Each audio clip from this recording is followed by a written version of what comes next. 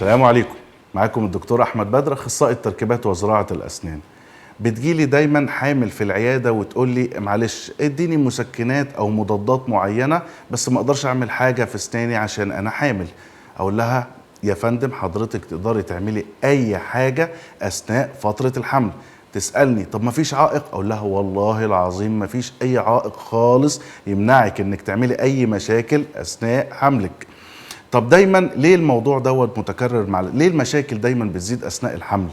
لان المشاكل تغيرات الهرمونيه وناتج عن تغذيه الطفل، هي ملهاش علاقه بتغذيه الام، تغذيه الطفل ملهاش علاقه تماما بتغذيه الام، بس نتيجه الاهمال طبعا في الاسنان ونتيجه لبعض المشاكل الهرمونيه بتؤدي الى مشاكل في الاسنان وفي العظم. بعد اذنك توجهي لدكتور الاسنان وما تخافيش تماما واعملي اسنانك فتره حملك، لان فعلا مفيش حاجه تعيق تماما اثناء الحمل واثناء الرضاعه كمان ان انت تعملي اي مشاكل في اسنانك. وعشان دايما صحتكم تهمنا فبنهتم باسنانكم.